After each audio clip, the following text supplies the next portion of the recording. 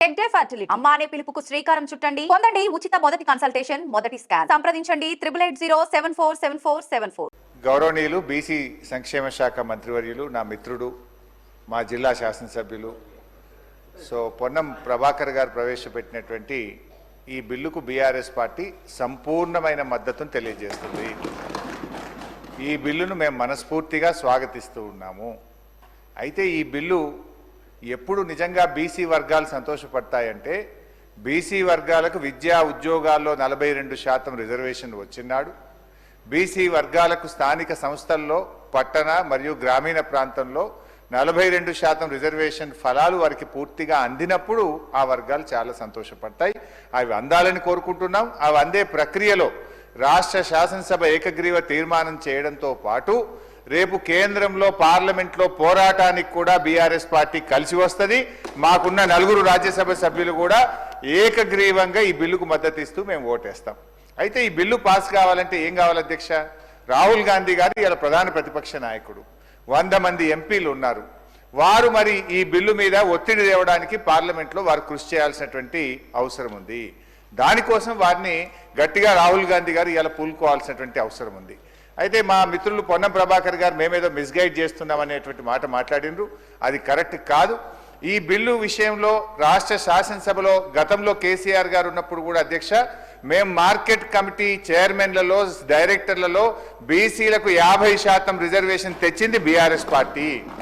అదేవిధంగా బీసీల విషయం వైన్స్లో మొట్టమొదటిసారిగా ఈ దేశంలో ఎక్కడ లేని విధంగా మా గౌడన్నల కోసం మరి గీత కార్మికులకు వైన్ షాప్ల అలాట్మెంట్లో కూడా రిజర్వేషన్ తెచ్చింది బీఆర్ఎస్ ప్రభుత్వము.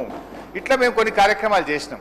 అయితే మేమేమంటున్నామంటే, ఈ బిల్లులో ఒక 2 విషయాలు మీ చేతిలో ఉన్నది. ఇది దీంట్లో కేంద్రం పర్మిషన్ అవసరం లేదు, ఢిల్లీ అనుమతి కోసం వేచి చూడాల్సిన అవసరం లేదు. రేపో మాపో బడ్జెట్ పెడుతున్నాం కనుక మేము ఈ బిల్లులో 3 అంశాలు మా గంగుల కమలాకర్ అన్న చెప్పినటువంటి విషయాల్లో ఇందులో మన పెద్ద బేసిజాలకు పోవాల్సిన అవసరం లేదు.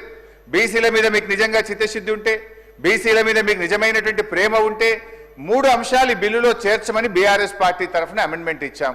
ఆ 3 అంశాలు కొత్తవేం కావు, కాంగ్రెస్ పార్టీ గతంలో ఇచ్చినటువంటి హామీ.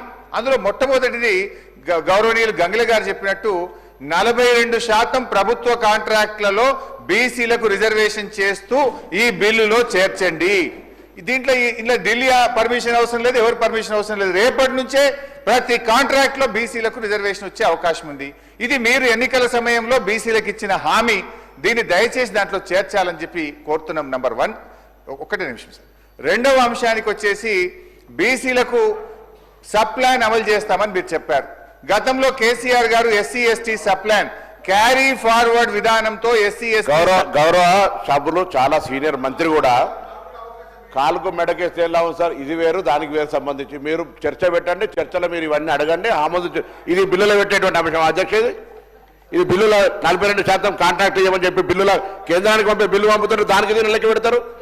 అరే మీరు ఇదే కదా నేను అడుగుతుంది. మొండికే గురి తొండి పెట్ట గురి, మీరు తొండాట ఆడతారో తెలిసి కూడా నేను రిక్వెస్ట్ చేసి వినమ్రపూర్వకంగా అంటున్నా. నేనేమడుగుతున్నా సార్, 42% రిజర్వేషన్లది, వైన్స్లది, లేకపోతే ఇతరాత్రకు సంబంధించి ఈ బిల్లుకి ఏం సంబంధం అధ్యక్ష? ఈ బిల్లు అరే దానికి సంబంధించి చర్చ పెట్టండి, మీరు అడగండి, మీరు అమెండ్మెంట్ ఇవ్వండి. కానీ దానికి సంబంధించి కాక పెద్ద ఇదే బిల్లు. అరే మీరు ఈ బిల్లుకు సంబంధించిన విషయంలో ఇవాళ కేంద్ర ప్రభుత్వం కూడా మన ముక్త కంఠాన్ని, మన గొంతు ఒక్కటే వింటున్నాడు అని ఢిల్లీకి బరాబర్ ముఖ్యమంత్రి గారు ముందే చెప్పినారు. ఢిల్లీకి వెళ్దాం అందరం చెప్పినాం. పొద్దున శాసనసభ్యులు అందరూ ఢిల్లీకి వెళ్దాం. అందరూ అన్ని పక్షాలను తీసుకెళ్లడానికి రెడీగా ఉన్నారు. మీరు మనం బరాబర్గా కేంద్రం ఒప్పించే ప్రయత్నం చేద్దాం. దానికి సింగిల్ టోన్ వాళ్ళ తెలంగాణ నుంచి తమిళనాడు మనకు ఆదర్శం. అంతే తప్ప దీని మీద ఊరికే చెప్పినట్టుగా నేను కోడికి ఎంటికలెక్క గుడ్డుకి ఎంటికలెక్కే ప్రయత్నం వద్దయ్యా. దయచేసి నేను మళ్ళీ కోరుతా ఉన్నా. ఇది ఏదో కామారెడ్డి అవన్నీ డిస్కషన్ చేయండి. Me your right. ఇంకా చాలా టైం ఉన్నది. ఇక్కడ ఏదైతే బడ్జెట్ మీద మాట్లాడండి, పద్దుల మీద మాట్లాడండి, వేరే ఏదైనా మాట్లాడండి. ఇది ఓన్లీ బీసీలకు సంబంధించి ఒక చారిత్రాత్మకంగా ఉండబడేటువంటి ఒక అంశం. దీనికి పరిమితి ఏది మాట్లాడుతుంది మాట ఇదే సబ్జెక్టుకు సంబంధించి కేంద్రానికి పంపే అంశం మీదకి పరిమితం అయితే సంతోషపడతా. అందుకు మళ్ళీ వాళ్ళని విజ్ఞప్తి చేస్తా ఉన్నా.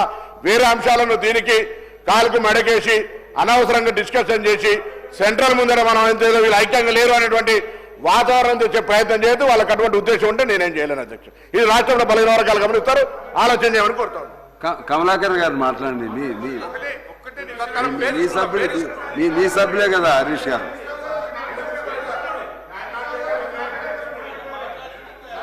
ఏలే మరలా ఇద్దరు మీరే, సబ్జెక్ట్ ఒకటే.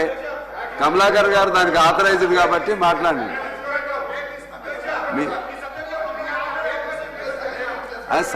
సమయం చూడండి ప్లీజ్. కానీ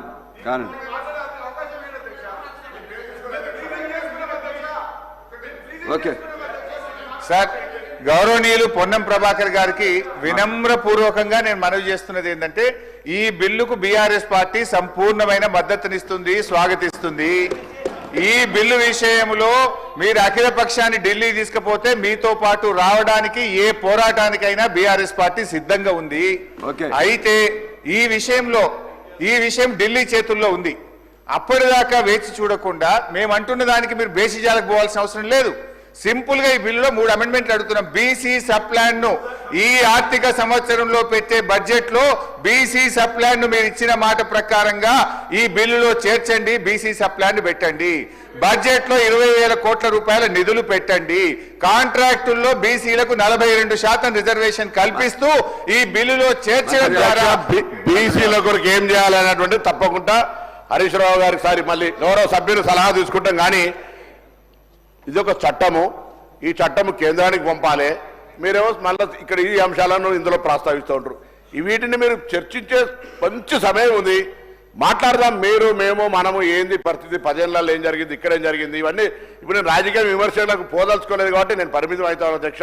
ఇది చట్టము, మనం కేంద్రానికి పంపాలి. ఆడికి పరిమితం అయితే గౌరవ శాసనసభ్యుడు ఇప్పుడు మాట్లాడుతున్న గంగుల కమలాకర్ మరొక్కసారి కోరుతా ఉన్నా, ఆ పార్టీ నాయకుడు ఎరుకకి దయచేసి ఏం వినమ్రపూర్వకంగా మళ్ళీ కోరుతాం. ఇది గొంతు ఒక్కటిగా గట్టిగా మనం ఎప్పుడైనా జిందాబాద్ కొడితే ఎట్లా గట్టిగా కొడతామో అట్లా ఢిల్లీకి వినబడేటట్టుగా అందరూ కలిసి తీసుకుపోవాలని కోరుతా ఉన్నా.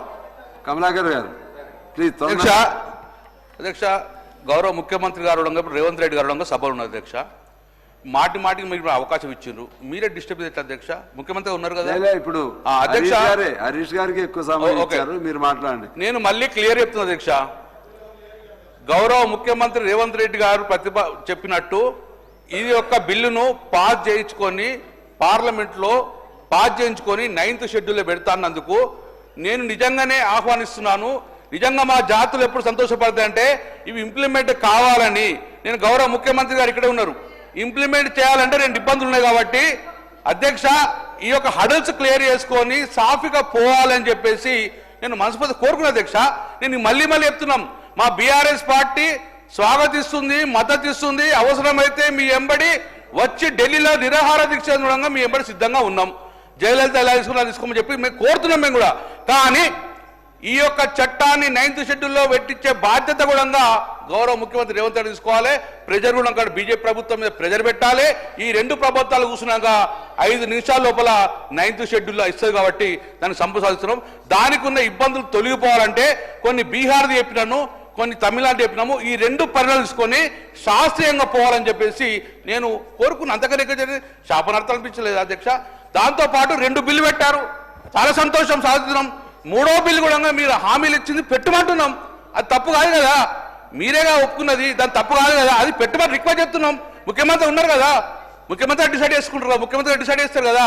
నేనేమంటున్నా, దీనికి సంపూర్ణ మద్దతు గౌరవ ముఖ్యమంత్రి గారు రేవంత్ రెడ్డి గారు ఎప్పుడు రమ్మంటే అప్పుడు మా పార్టీ పక్షాన్ని వచ్చి డెఫినెట్గా పోరాటం చేస్తాము మా బీసీ బిడ్డల కోసము.